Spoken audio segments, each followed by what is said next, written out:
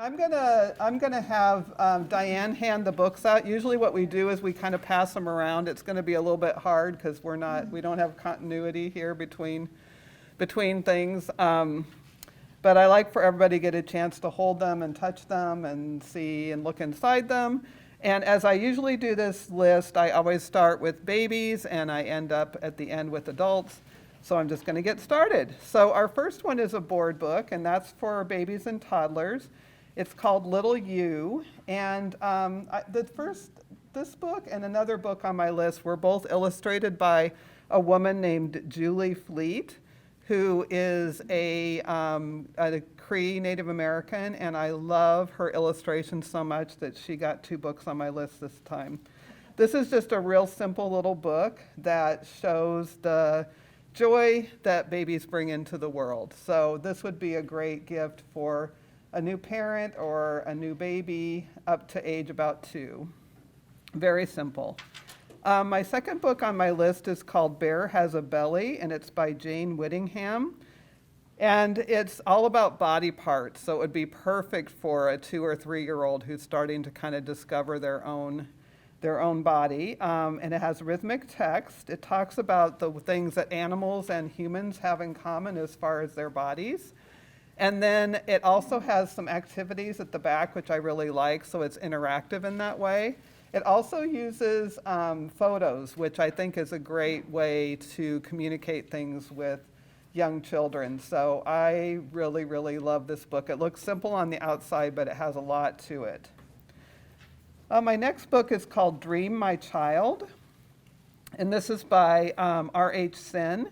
It's written from the perspective of parenthood, and it talks about the beauty of rest. And so basically, it starts out with a picture of a child who's being read to at night, and then it goes into kind of their fantasy as they move throughout. They go to the Eiffel Tower, they travel all over the world, so it kind of gives the idea of the universality of sleep and rest and the bedtime story and imagination. It kind of contains all those things.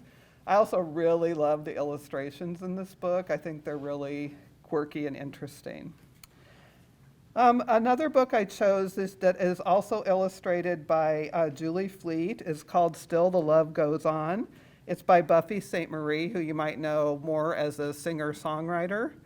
And this book is based on one of her songs, and in some ways, it reflects a Cree. She's a Cree Native American. It reflects that point of view, but there's also sort of the universal love of home and how we miss our loved ones and the joy of seeing them again. So I can see that this would be a great book to share in the holiday. It does also has the lyrics and the music at the back of the book, which is really nice. The next book is called The Path by Bob Stake. And this book is great for all ages. I didn't really give an age range on it because I think it would also be like a great graduation gift for an older teenager or even someone graduating from college, because the message of the book is basically that everybody's path is a little bit different. It starts out and it's like, you follow the path, it's a beautiful day, and then there's something in the way, and then there's the road forks, and you have to kind of decide which way you're going to go. And so the message of the book, though, is that each person's path is unique, and it's your own to discover and move forward with, which I really love that message. Stick and Stone, Best Friends Forever. I chose this book because I thought it was incredibly cute. It's a story about a stick, and he doesn't know where he comes from. He doesn't know what kind of tree he broke off from. And so he spends the book with his friend Stone trying to figure out where he came from, what tree he came from. And he never does find out because there's just no way to figure it out. There's too many other sticks on the ground. And so he discovers through this process that his found family is actually Stone, and he and Stone are friends forever, and it's sort of a happy ending on that. So it's about the joy of found family and finding out who you are, and sometimes that means creating a new family, which I love that message too. Nigel and the Moon by Antoine Eady. This one is a little bit more involved of a book, so I have this age range from 4 to 8. This is about a little boy who imagines himself in the future as an astronaut, a dancer, and a superhero. And I love this because I think about when we were little kids, how we used to think that we could combine careers. Like, I always thought I could be a ballerina and an anthropologist. Like, that was a thing. Instead, I became a librarian. So I love that whimsical sort of belief that kids have sometimes, that they can combine all those things. So it's career week at school, and he's afraid to talk to the other kids about what he really wants to be when he grows up. And so he also feels really conflicted because his parents have jobs that are kind of blue collar and the other people in his classroom don't. And so he knows it's career week, and he has a talk with his parents, and his parents come and give a presentation to the school, and everything goes over well. So his anxiety about being the kid of a blue collar parent, and also having kind of an unusual sort of career path, is really fixed at the end of the book. And so it's really beautiful.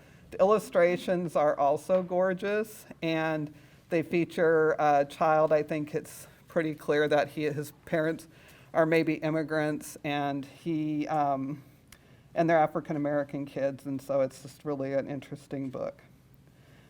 The next one is called The Frustrating Book, and it's by Mo Willems. Some of you might be familiar with Mo Willems. He also wrote the series Elephant and Piggy, if you're familiar with that. It's one of our most popular series for kids who are beginning to read. So beginning readers are very specific types of books with a limited vocabulary, and he does a fantastic job of making those books really great. And one of the reasons they're so good is because he really taps into the emotional aspects of growing up and how kids feel about these things. And so this is his new series, which is called Unlimited Squirrels. And there's 5 books in this series, and this is one of them. And it's about frustration. And what I really love about these books is that they're very simple for kids to read on their own, but they also have a conversation starters about them. So in this one, Zoom Squirrel wants to feel emotions, but the other squirrel pals don't know what to do. What if he doesn't like his feelings? So there's a lot of discussion about feelings and how kids feel about things. So I really like that because I think it's important for parents not only to listen to their kids who are reading aloud for the first time and practicing their reading skills, but also to talk about their emotions. The next book on the list is My Big Book of Outdoors, and this one is another one where it has things that you can do and also things that you can read. So this would be a great book for about ages 5 to 8, and it's all about different kinds of things to do in the outdoors, and it has activities. So I love this as kind of a grandparent book because I really love giving books as gifts where you're able to do something with the child, either read the book aloud and have discussions and talks, or like this book where it has activities that kids can do. And it's very much a first book about that, so it's good for ages 5 to 8. The next book on my list is The Best Party Ever, and this is what we call a beginning chapter book, which is a transitional book for kids that is when kids go from first readers, where they're just starting to learn to read, and they're ready for chapter books, they go into these readers. And this one actually happens to be also a graphic book, so it's kind of in a comic book format, which we're finding is really, really popular with kids. And so this is another group of 2 friends, Pizza and Taco, and they decide to have a party, but nothing seems to go right in their planning. And so it's a funny book. There's lots of humor in it. There's also a message about cooperation and how to make things work when 2 people are planning something together. segue into elementary age kids. So this would be ages 5 to about 10. And this is one of the harder ages for me to choose books for because kids are already falling into genres at this point. A lot of them are figuring out, oh, I like this kind of book or I like that kind of book. And so you want to get a book, of course, that you know that your child or grandchild is going to like, but also you don't want them to be stuck forever in the same type of books that they're reading. So when I try to choose books for this age, I try to get things that I think have appeal to boys and girls, and also kind of out of the genres that they might normally read.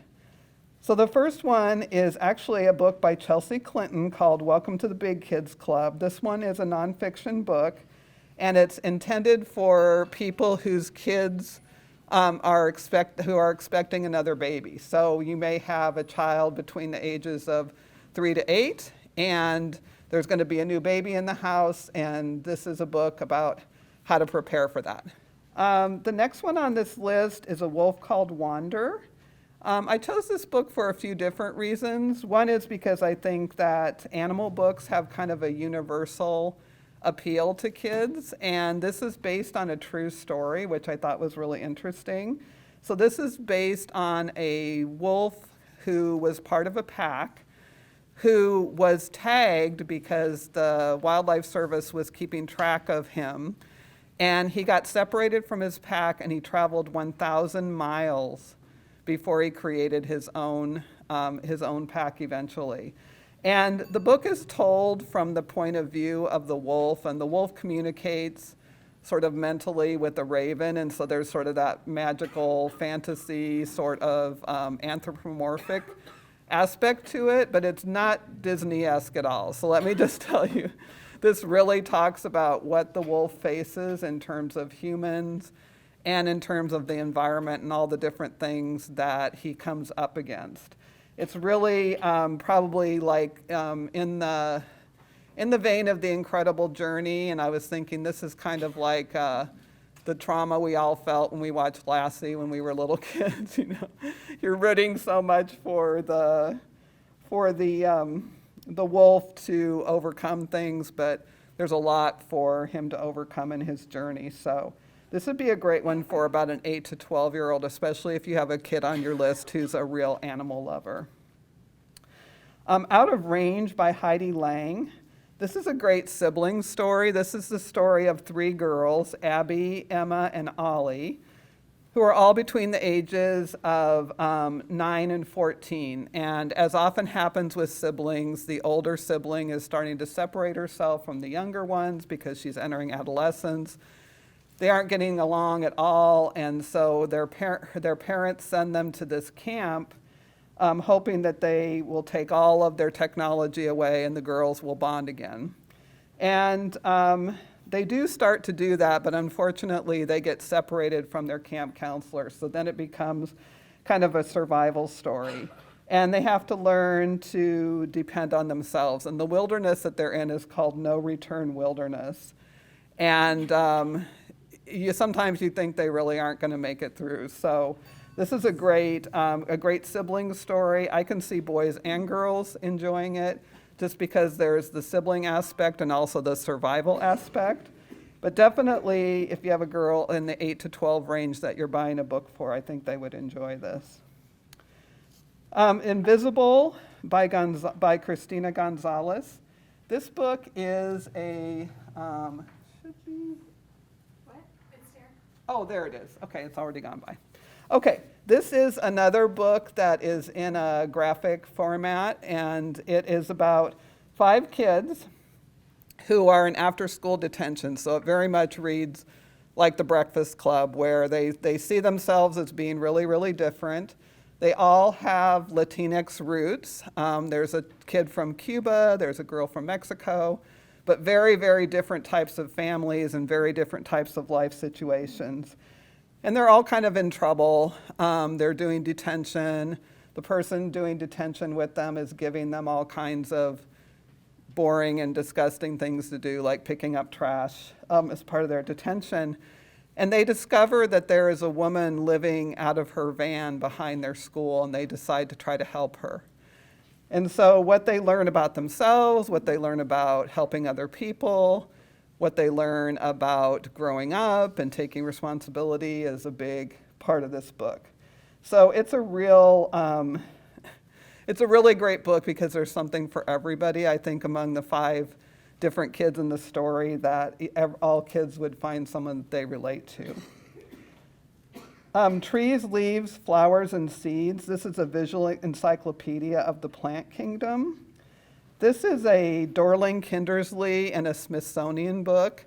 And when Dorling Kindersley is the company, this British company that makes these absolutely beautiful children's books on all kinds of nonfiction topics. And they've recently joined forces with the Smithsonian Institute and just make these absolutely gorgeous books for kids about all different types of topics. This one really stood out to me because it's a visual encyclopedia of the plant kingdom, which is a really, really big topic. But it's laid out very, very beautifully. I can see that any kids who are into the outdoors, that are into trees and plants, especially if they're into gardening, would really, really enjoy this. It's one of those books you can kind of dip in and out of too. It's not like you open it and read it from cover to cover.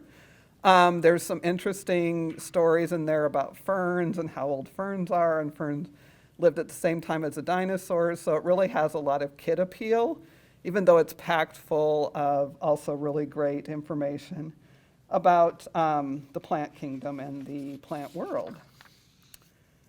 Okay, now we're going to transition into tweens and teens. So a tween is kind of a 10 to maybe a 12-year-old. And this is another group that's sort of hard to buy for. In the library world, middle school kids and high school kids are kind of lumped together. All of their books are in a category called young adult, which is a little wacky, but that's the way it is. And so I started out by choosing some books I think are appropriate for more 10 to 14-year-olds. And then the other ones are more appropriate for maybe 15 and older, even up into early college years. So we'll start with Sal and Gabby Break the Universe. This is by Carlos Hernandez. And this is a story of 2 really different kids, once again, a boy and a girl. A boy who is obsessed with magic. He's a little bit, gets into trouble at school sometimes. And Gabby is the student council president, really good kid. And they meet and they're intrigued by each other. And they both realize that they have different talents. And they decide to kind of put their talents together. And because Sal is good at magic, he accidentally creates like a rupture in the universe, which is really interesting. And then they have to figure out kind of how are they gonna fix this. And just so you know, the sequel to this book is called Sal and Gabby Fix the Universe. So that is good. But it has a little bit of a science fiction kind of futuristic sense, but it's really a friendship story. And it's a story about kids and their strengths. There's a lot of family things going on with the kids also that that's important to know about in the story. So it has a lot of realistic sorts of things, but also the fantastic sort of science fiction aspects to it. The next book is called All 13, The Incredible Cave Rescue of the Thai Boys Soccer Team. I don't know if any of you heard about this when it was happening. It was all over the news about these boys who had gotten trapped in a cave with their soccer coach. I didn't really know the whole story on this, but it is fascinating. And even though you know at the end that they're going to be rescued, it's still like so tense reading this book. So I really think that this book would have a lot of appeal to that age group because it's a true adventure story, especially kids who like are into soccer or into team sports, because you see how these kids are so bonded with each other already because they play soccer together. So basically the story is that they have soccer practice And then they have a birthday party that night, and they decide to go with their coach and explore this cave, and it's supposed to be like a 1 or 2 hour outing. And it's about 3 weeks from the rainy season, so they aren't really concerned about any rain or anything happening. Of course, the rain comes early, they get trapped in this cave, and they have to be rescued. And it took them 17 days to be rescued. So in the meantime, the really interesting part of the story is all the volunteers. I mean, obviously there were people from the Thai government and from the Thai rescue services who were trying to help them be rescued, but there were also so many volunteers who came and risked their lives. So they figure out after a few days how to get the kids to some food and some clothes. They just drink the water in the cave. And then they start to feel better, so they know that they're going to survive, but then the actual rescue is just incredible in terms of the logistics. So I could see that this would be like super appealing to teenagers because it has a real danger aspect to it. But there's also a camaraderie part of it and sort of a team coming together and the closeness of the friends. There's a lot of aspects that are super interesting. But it's really cool how so much of the rescue involved volunteers, which I thought was really neat. The next book is called 13 Things Strong Kids Do. This is sort of a self-help book, but I thought it was a really good one. It is written by a psychotherapist and a social worker. And what she does is she lays out each of the things that strong kids do in the chapter. Then she gives an illustration through a story, and then there's a reflection part where it's like, what could he have done instead of what he did?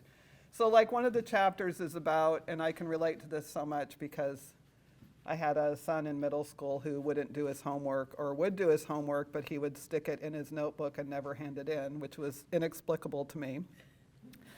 And so they talk about a boy who's getting behind in his math class and how he avoids it and he lies to his mom and how they resolve the issue. And so it's how to get over procrastination. It's things like how to own when you're wrong, how to be resilient, and they're very realistic and relatable things without being too happy talk, I guess I would call it, in terms of some self-help books. And then there's a section where the kids can actually write in the book some of their reflections, which I think is really nice. So I don't think it's a book that you sit down and read cover to cover, but I could see it as a great resource for a kid that's going into middle school, where they're going to be coming up against making some hard decisions, trying to figure out what they want to do. Maybe they're struggling with some issues related to their mood or relating to schoolwork or their friends. And it just is a great kind of very relatable map that the child can use. This is another one that I think would be really powerful to have a parent or a grandparent sort of work with the kid through the book, because there's exercises to do and they could do them on their own, but I think also having a little bit of parental help with that might be good. The next book I put as ages 15 to adult. It's called Feelings, A Story in Season. And it's written by a woman. She lives in Britain, but she's of Indian origin. And it's interesting because it's all about the 6 seasons of East Asia, which is where she's from. So here we always say we have 4 seasons in Nebraska, but they have 6 seasons there because they have the monsoon season and things like that.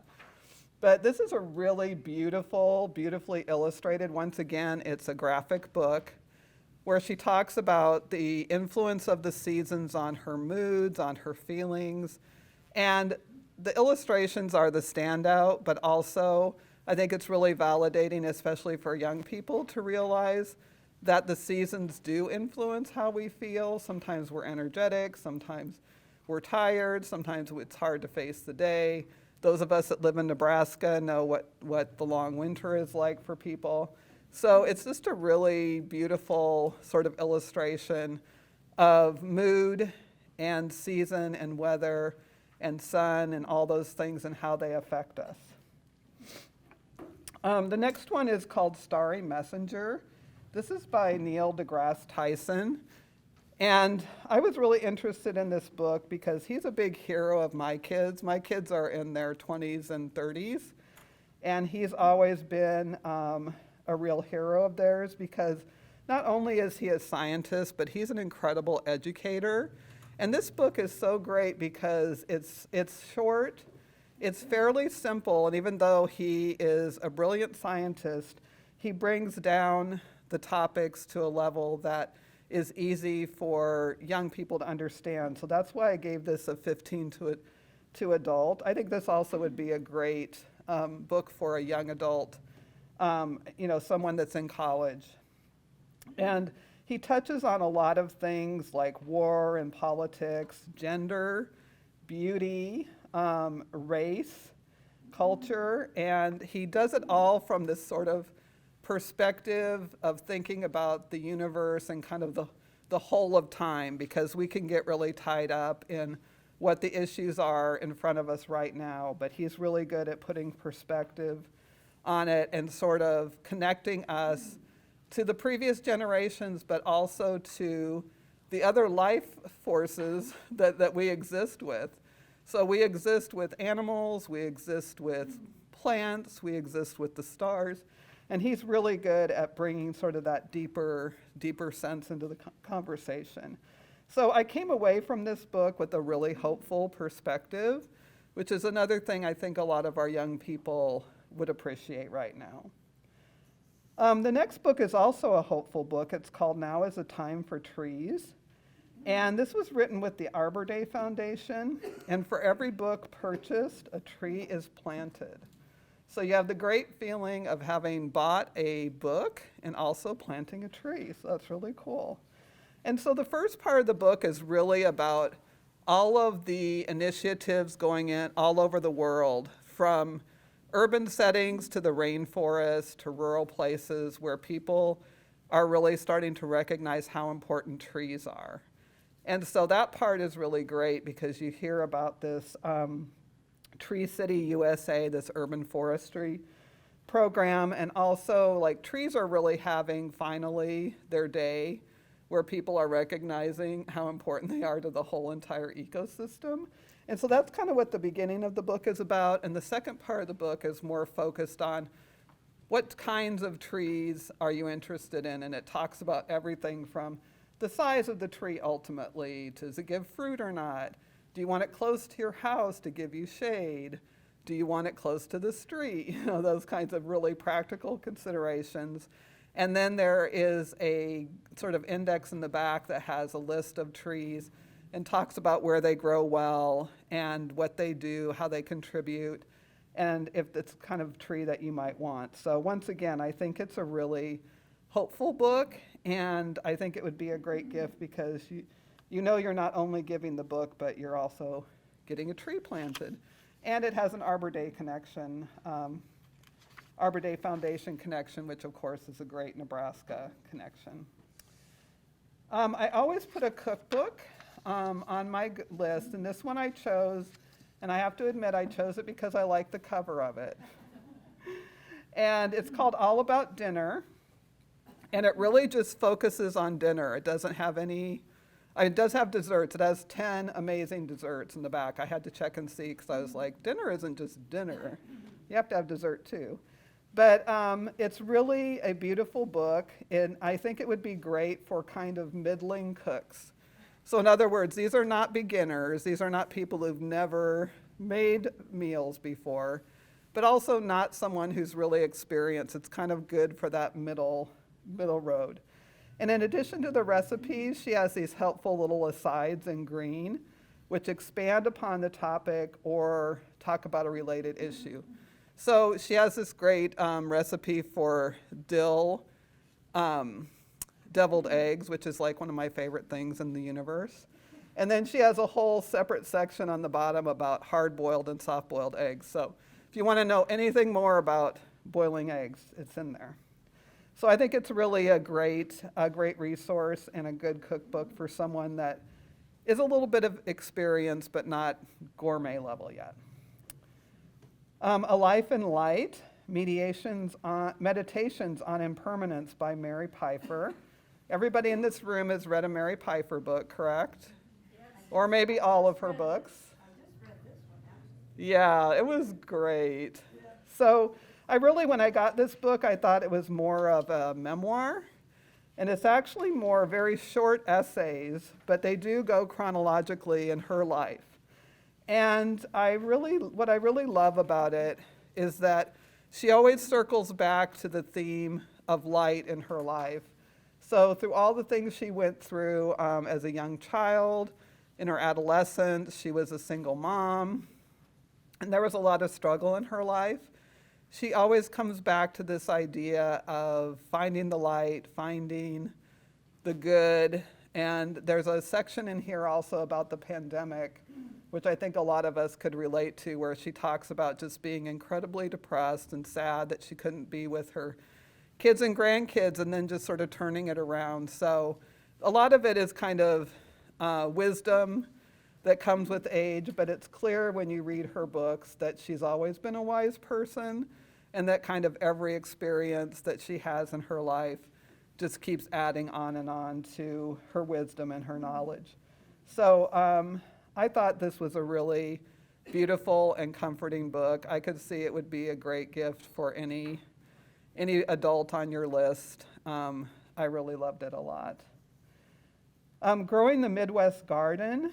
This book is a 2015 book, but I selected it because the author is a gardener in Wisconsin, and this focuses on ornamental gardening. It's not really about like growing vegetables and things like that, but there's a lot of focus on soil and drought, but there's also a lot about matching your plants to the environment you're in.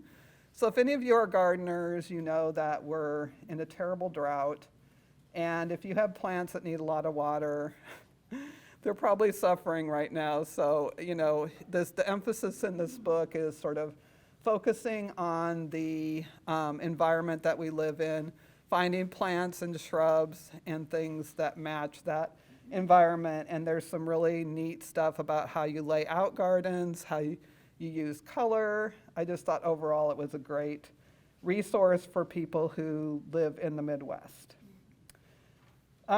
Sit Up Straight, Future-Proof Your Body Against Chronic Pain with 12 Simple Movements.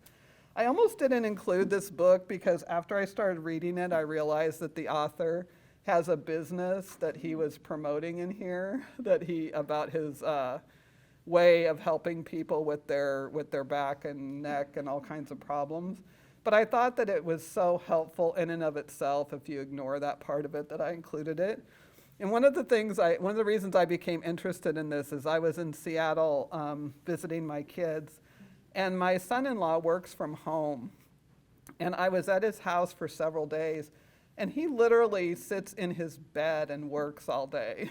And I was like, Kyle, you're going to destroy your body. What are you thinking? So he talked a lot about his back pain and his leg pain and his neck pain, and I'm like, that's because you're literally propped up in your bed trying to work for 8 hours a day.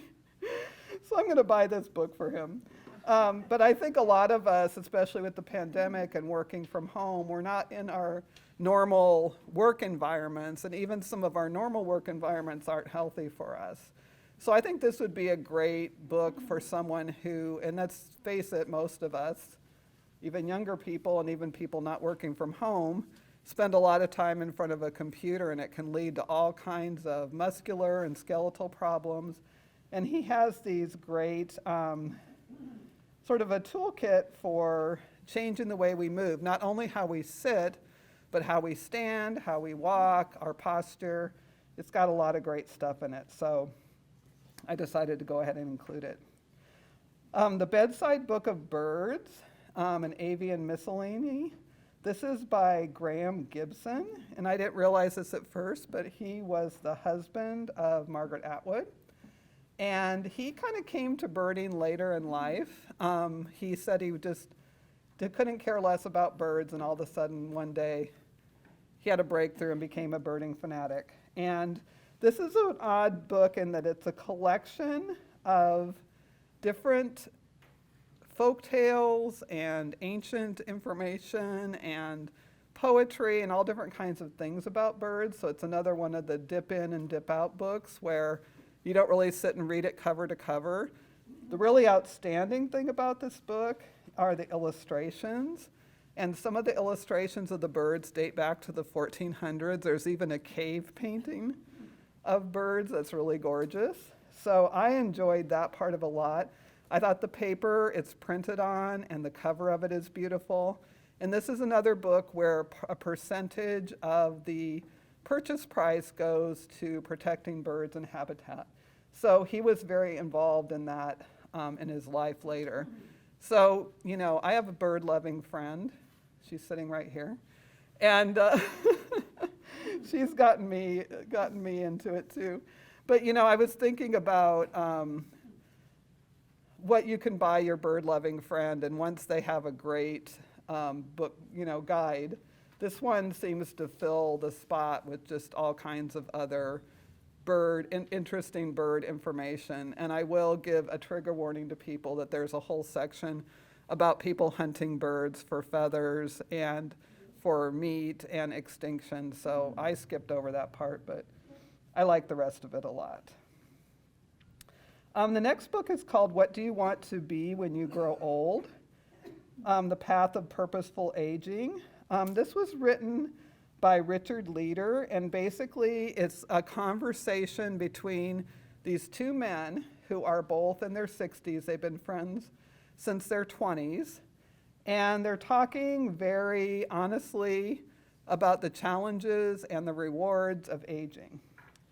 And I really love this book a lot. It's sort of like in the same way Mary Piper's book repeats a theme that's really hopeful.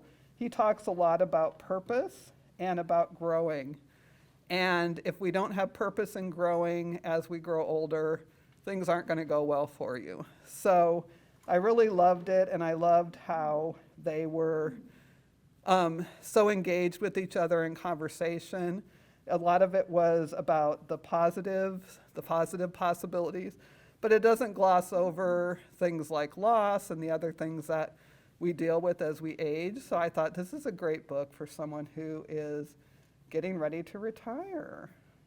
Because there's a lot in it about finding your purpose, because I think when we're in the working world, it's easy not to think about it so much because your purpose is getting up and going to work every day and all that entails. So this would be a great book if you know someone who's kind of thinking about retirement. Okay, there's a cute little book coming around called My Pocket Guide to Stretching. Anytime Stretches for Flexibility, Strength, and Full Body Wellness. I always include a book that I want to get for Christmas here. And this is the one. I really love this book because the first part has stretches by body part. So it's like, here's stretches you can do for your neck or your shoulders or your legs. But then the second part of the book is broken up by morning stretches, evening stretches, stretches you can do at your desk, and stretches to do to reduce stress. And it's in this handy little book format, which I think is really nice. So I thought that this would be a great gift for anybody, especially if you have someone who's athletic, or even if they're more sedentary. Maybe they're having some issues around tight muscles or other kinds of, once again, musculoskeletal problems, and they don't want to go to yoga class. This is a great resource for them. Christopher Buckley, I did want to choose a fiction book, and I chose this book because it's funny, and it's also about the pandemic, so I thought a lot of people could relate to it. So this is called Has Anyone Seen My Toes? And it is about the COVID-19 pandemic. It's also about pandemic pounds that he puts on when he's trying to work from home. He's got writer's block. He's trying to write a screenplay. And the screenplay is about a Nazi attempt to kidnap FDR.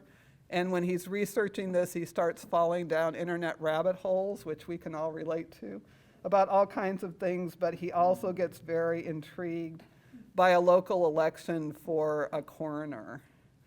And I think that humor is one of the hardest things to do in writing. And so I really was surprised that this book like made me laugh. And there were parts of it, that are also just amusing. He's very satiric, and he has a great eye for some of the crazy things that are going on in our country right now. So I enjoyed it a lot, and I think it'd be a great gift if you have someone on your list that likes humorous books and hasn't discovered Christopher Buckley yet. What We Owe the Future, this is by William McCaskill.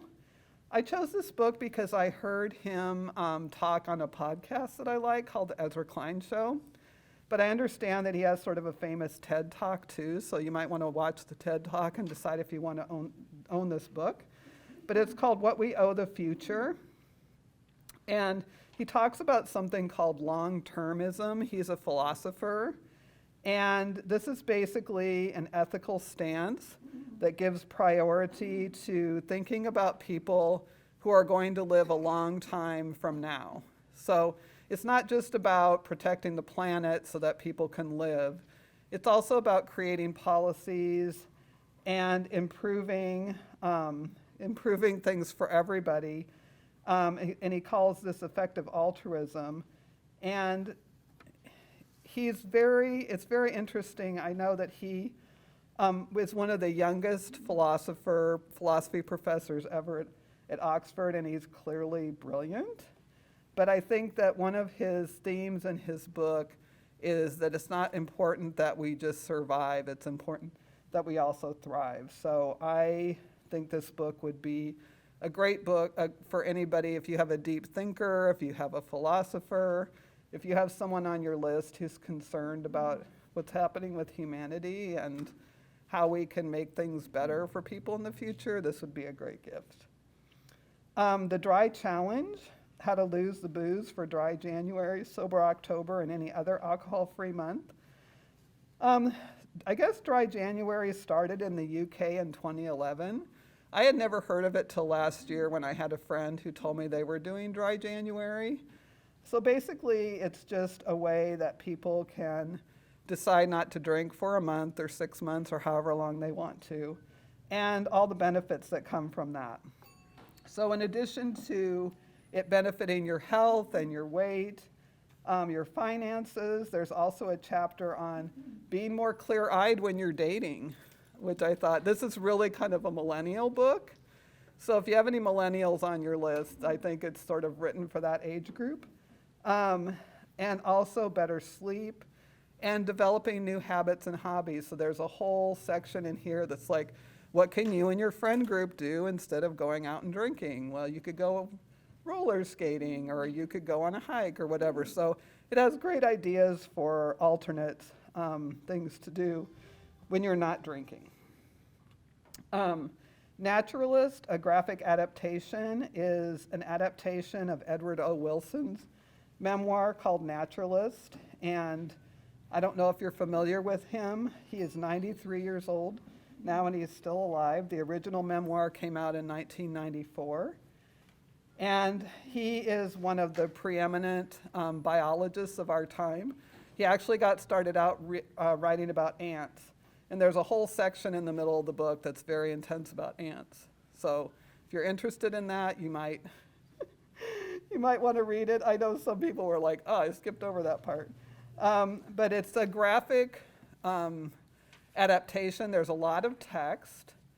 But it's also very much more accessible than his actual memoir might be to a lot of people. This would be a book I would probably give to a young person interested in the sciences, or anybody, older person that's interested in science, biology. There's a lot about evolution in it. It's just an all-around great book. Okay, my last book is a book called Bringing Up Book Monsters, A Joyful Way to Turn Your Child into a Fearless, Ravenous Reader. And I would say this is a really, I put here playful guide. It really is. This would be for somebody who isn't very well acquainted with children and children's books, and probably is a pretty new parent. But it's a great starting. So if you had somebody on your list that you know has no sort of background in children's literature or in literacy or early childhood education, this is a great one. It also has great parenting ideas in it, I think, that I really liked a lot, about how to cut back on screen time and how to engage kids. It's very much meant for parents of younger kids. If you have somebody on your list that you want to buy a similar book for, How to Raise a Reader is a 2019 book that really is more for older kids. And then Jim Trelease's Read Aloud Handbook, his last edition before he retired, he wrote in 2019. And that one takes you all the way up into the teen years. So this one's really focused on younger kids and also on parents who maybe don't have a literacy background, but it's a good first start. And it really is fun. The whole emphasis of the book is like how to make this a fun thing, how to tie reading into everyday activities, how to have good discussions. So it's really great in that way. So that's my list. You're welcome.